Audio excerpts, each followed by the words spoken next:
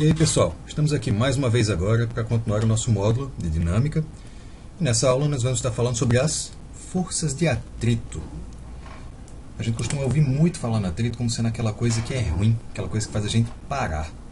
De fato, uma das características da força de atrito é que ela é contra o movimento, é aquela força do contra, chata.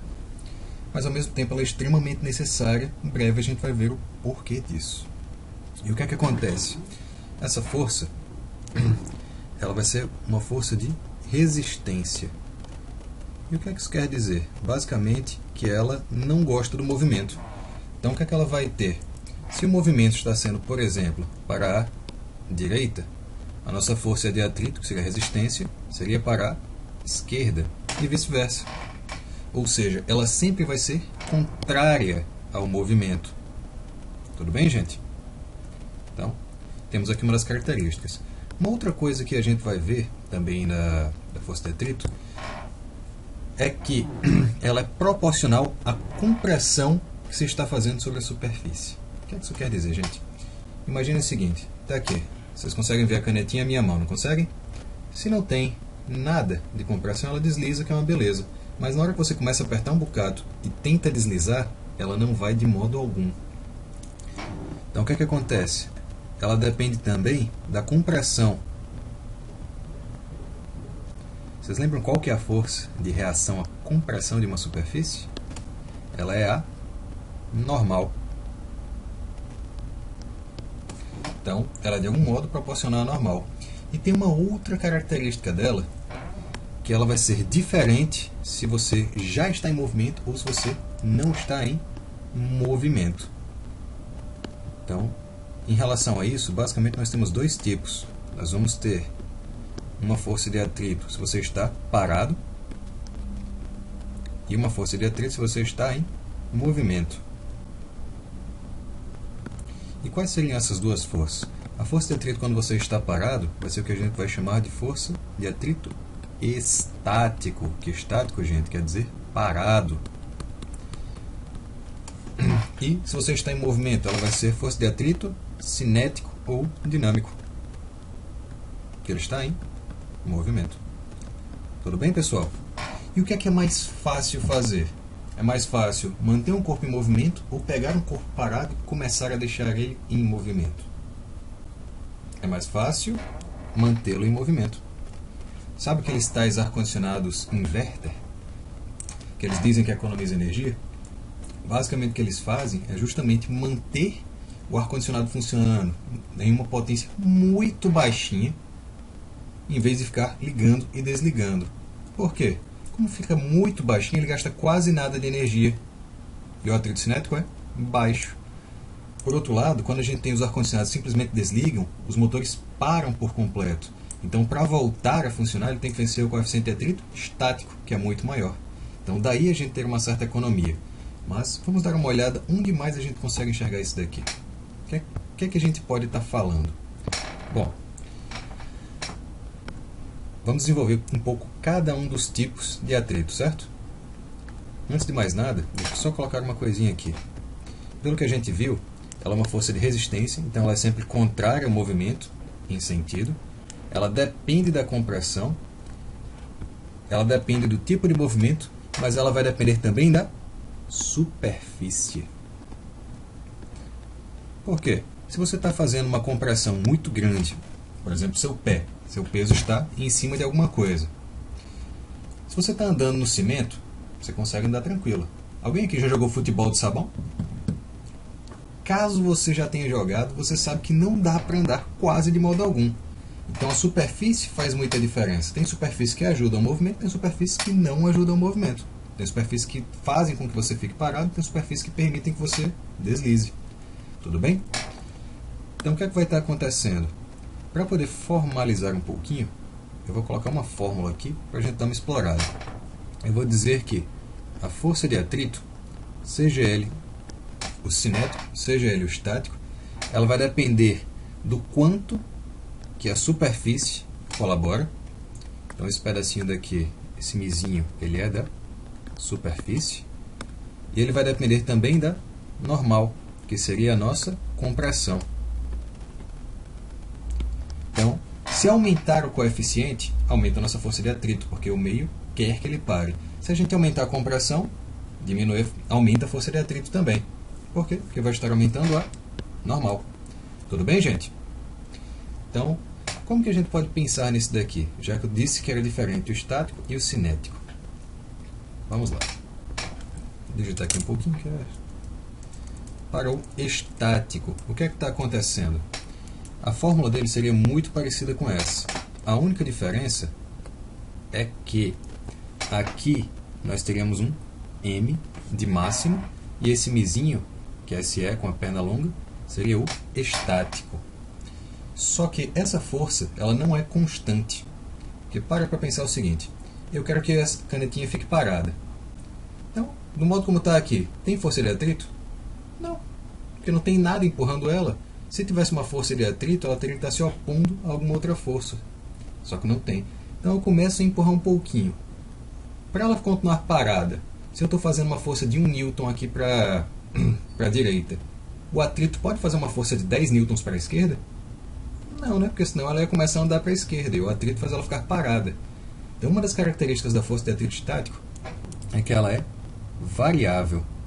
Em sentido, ela tenta compensar o que está acontecendo.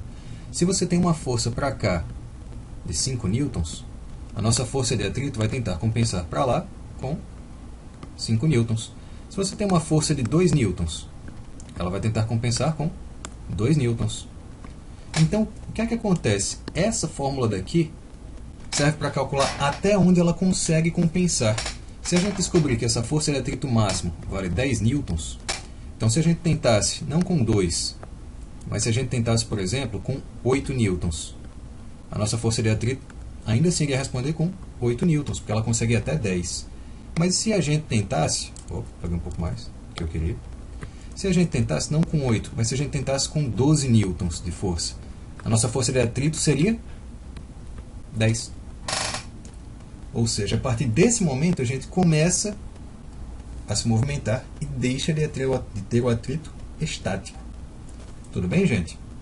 Então, lembrando, o atrito estático é variável. O que a gente consegue calcular com essa fórmula seria o máximo. E como que a gente faz para descobrir a força de atrito? Bom, a gente tem que ver todas as forças que estão atuando no corpo e a gente vai ter que ver o que a força de atrito tem que fazer para compensar. Vamos dar uma olhada num exemplozinho aqui. Vamos supor que eu tenho uma carroça que ela vai estar sendo puxada por 2 cavalos. Cada um deles puxa com 200 newtons. Então, tenho 200 para cá, mais 200 para cá. Só que tem uma pessoa que viu que os cavalos estavam puxando para o lado errado. Então, ela começa a puxar para trás. Vamos supor que com uma força de 100 newtons. Supondo que a pessoa tenha conseguido parar a carroça, a gente consegue ver que 100 newtons não conseguem superar 200 para o outro lado, né? Ainda mais quando são duas de 200. Então, quanto seria a força de atrito que a gente teria? Bom, para que ele fique parado, a gente sabe que a força resultante vai ter que ser 0. Então, para cá, se eu chamar isso de positivo e isso de negativo, aqui eu tenho Φ. Desse lado eu tenho mais 400. E aqui eu tenho menos Φ menos 100. Que vai ser igual a 400. E aí, gente? O que é que está acontecendo? Menos Φ, não, desculpa, só a Φ. Aqui eu vou ter Φ mais 100. Então, o que é que acontece? A nossa força de atrito seria o que está faltando para completar. A gente pega esse 100, passa ele para o lado de lá. 400 menos 100 daria 300 newtons. Então, é assim que a gente descobre a força de atrito estático, vendo o que é necessário para compensar. O que aqui e acolá pode cair em algumas questões é ele dar uma força e perguntar: esse corpo vai se mover ou não vai se mover? Aí o que é que a gente faz? A gente descobre a força resultante e a gente descobre a força de atrito estático máxima. Se a força que está puxando é maior que a força de atrito, ele anda. Se a força de atrito estático máxima for maior do que a força, então o que é que vai estar acontecendo? A força de atrito vai ficar igual ao que a gente estiver puxando e o corpo não vai se mover. Tudo bem? A outra possibilidade é nós termos o atrito cinético, em que aqui nós vamos estar em movimento. E o que é que vai acontecer? Para especificamente isso, a fórmula vai ser exatamente a mesma, não muda. Só que a gente vai chamar agora coeficiente de atrito cinético. Tudo bem? Essa não muda, essa sempre contraria o movimento e essa tem sempre o mesmo valor. Só que este coeficientezinho aqui, cinético, costuma ser menor do que o coeficiente de atrito estático. Por isso que a força de atrito cinético é menor do que a estática. E por isso que é mais fácil manter um corpo em movimento do que começar o movimento dele.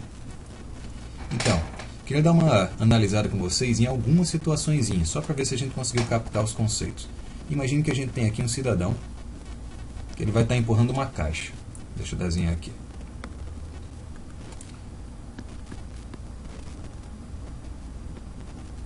Como vocês podem ver, os meus dotes com desenho são realmente muito bons.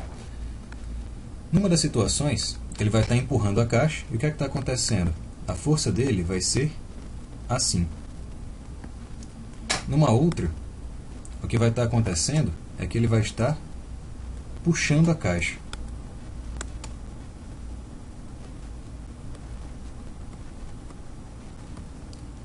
Então a força dele vai ser assim. Em qual das duas situações ele vai fazer menos força para conseguir arrastar essa caixa? Se não tivesse força de atrito, qualquer uma das forças arrastaria. Pelo que a gente viu na segunda lei de Newton, força é massa vezes aceleração. Então, quais seriam as forças que estão atuando aqui? A gente vai ter a força de atrito, que vai estar empurrando contra o movimento, ou seja, para trás, em ambas as situações. Então, o que é que a gente vai ter que fazer? A gente vai ter que decompor esta força na parte horizontal e na parte vertical. E essa daqui, por outro lado, já é toda horizontal. Nesse pedacinho daqui, vocês percebem que só uma parte da força dele está servindo para empurrar a caixa, a outra parte está jogando para baixo. Então, só por isso a gente já consegue dizer que a segunda alternativa seria melhor, porque ele está conseguindo utilizar a força inteira para puxar a caixa. Mas, além disso, olha que coisa. Mesmo que ele estivesse puxando inclinado para cima, olha uma diferença interessante. A gente sabe que a força de atrito ela depende da normal. E essa normal vai ter que ser igual a total das forças de compressão. Quem que a gente tem para baixo? A gente vai ter o peso e aqui a gente tem a força Y. Vocês percebem que essa normal aqui, ela seria a única força para cima, vai ter que ser igual às duas para baixo? Então seria o peso mais Fy. E lembre que a nossa força de atrito ela é μ vezes a normal. Então, se a normal aumenta, a nossa força de atrito aumenta. Nesse caso, supondo que ele estivesse empurrando não retinho, mas que ele estivesse empurrando, que ele estivesse puxando torto, nós teríamos uma força vertical e uma força horizontal. Então, o que é que estaria acontecendo? A normal aqui, a gente tem que avaliar. Vai ter a normal para cima e vai ter o peso para baixo. Então, todas as forças para cima vão ter que ser iguais a todas as forças para baixo. Quem que a gente tem para cima? Normal e Fy. Então, normal mais Fy. Quem que a gente tem para baixo? Só o peso. Então, se a gente pegar esse pedacinho que está somando e passar para lá subtraindo, a gente vai chegar à conclusão que a normal vai ser o peso menos Fy. Vocês percebem que aqui essa força para baixo aumenta a compressão, enquanto aqui a força para cima diminui a compressão? Então, o que é que vai acontecer? Essa normal vai ser menor. E se essa normal é menor, a força de atrito vai ser menor. Ou seja, se vocês quiserem empurrar algo, ou vocês empurram agachados, ou vocês puxam. Porque se vocês estiverem empurrando para baixo, vai dar problema. Vocês vão estar aumentando a força de atrito, além de desperdiçar uma parte da força de vocês. Tudo bem? Vamos dar uma olhada então num exercício aqui de uma universidade, uma coisa mais chique. Pronto. Temos aqui um exercício da Fundação Carlos Chagas, em que diz: um bloco de madeira pesa 2 vezes 10 ao cubo, ou seja, 2.000 newtons. Para deslocá-lo sobre uma mesa horizontal com velocidade constante, então se tem velocidade constante, gente, tem aceleração? Não. Quanto que seria a nossa força resultante? Se não tem aceleração, como força massa vezes aceleração, 0. Ou seja, toda força que a gente estiver fazendo para um lado, vai ter que ter uma força também para o outro. E para deslocá-lo com velocidade constante, é necessária uma força horizontal de intensidade 1 vezes 10 ao quadrado, ou seja, 100 newtons. O coeficiente de atrito dinâmico entre o bloco e a mesa vale. Vamos pensar o que é que está acontecendo. Nós temos aqui o bloco. Nesse bloco, a gente vai ter atuando uma força de 100 newtons para cá. Para lá, a gente vai precisar então da força de atrito. E essa força de atrito vai ter que ter quanto de valor? 100, para poder anular. Além disso, nós temos o peso aqui para baixo e a normal aqui para cima. Como não tem mais nenhuma força vertical, então a gente sabe que a normal vai ser igual ao peso. Tudo bem? Então daqui a gente consegue chegar a algumas conclusões. Uma é que Φ vai ser igual a 100 newtons. E a outra é que o peso vai ser igual a normal. E o que é que ele está querendo saber? É o coeficiente de atrito. Bom, a única fórmula que a gente conhece que utiliza o coeficiente de atrito é a definição da força de atrito. E como ele é cinético, a gente pode simplesmente usar a fórmula. Ou seja, a força de atrito seria o coeficiente de atrito vezes a normal. Joia! Força de atrito a gente já tem? Já. Normal a gente já tem? Já. É igual ao peso. Então, o que é que a gente faz? A gente pode só pegar essa normal que está multiplicando e passa dividindo. Então, Φ sobre a normal vai ser igual a μ. Substituindo aqui os nossos valores, então, a nossa força de atrito a gente sabe que é de 100 newtons. E a nossa normal a gente sabe que é igual ao peso, que seria 2.000. Então, 2, 1, 2, 3. A gente corta uns zerinhos. Já ficou ali o zerinho certo. Então ficaria 1 sobre 20, ou 0,05. Ele tem unidade, gente? Não. Ele é simplesmente isso. Nosso vizinho seria 0,05. Fácil demais? Então vamos dar uma olhada em mais uma questãozinha, para a gente ficar bem tranquilos. Temos aqui uma da Unifor. Um bloco de massa 20 kg é puxado horizontalmente por um barbante. Então a gente tem um bloco e a gente vai ter uma força horizontal. O coeficiente de atrito entre o bloco e o plano horizontal é de 0,25, adotando-se a gravidade como 10 metros por segundo ao quadrado. Sabendo que o bloco tem aceleração 2 metros por segundo ao quadrado, concluímos que a força de tração, acho que era isso que estava querendo ser dito, no barbante tem intensidade igual a. Então a gente vai ter aqui F, para lá, nós vamos ter a Φ. Para baixo, o peso, para cima, normal. A gente pode dizer agora o que tanto? Como esse corpo está se movendo na horizontal, então na vertical o resultante vai ser 0, ou seja, peso vai ser igual a normal. Mas eu posso dizer que a Φ vai ser igual a F? Porque ele está se movendo com aceleração. Então a força resultante na horizontal não é 0. Então, o que é que a gente está querendo saber? SF. A gente sabe que essa força resultante vai ser a diferença entre F e Φ, ou seja, F menos Φ. Até aqui tudo bem? Então vamos dar uma olhada. A gente sabe, pela segunda lei de Newton, que essa força resultante também é a massa vezes a aceleração. Então, se a gente souber disso daqui e a gente souber disso daqui, a gente tem como encontrar o F, não tem? Então vamos só encontrar ele. A massa do corpo era de 20, então a força resultante vai ser de 20 vezes a aceleração, que era 2. Então nós temos 40 newtons. Joia! Então nós encontramos aqui nossa força resultante, falta só encontrar a força de atrito. Esse aqui era o nosso primeiro passo, aqui era o nosso segundo passo. No nosso terceiro passo, para poder resolver, falta a força de atrito. E a gente sabe que a força de atrito ela vai ser μ, que é o nosso coeficiente, vezes a normal.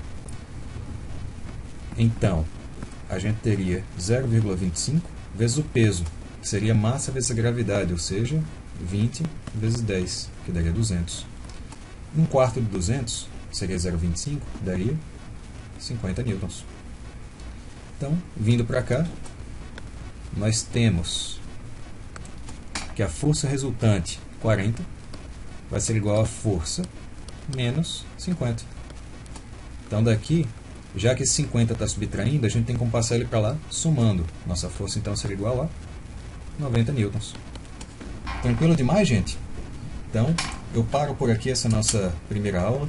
Mais pra frente nós vamos ter um outro vídeo com mais uma série de exercícios, mas eu creio que vocês já estão habilitados a começar a nossa listinha lá no Estudo em Dia. Então, aguardo vocês no nosso próximo vídeo. Bons estudos!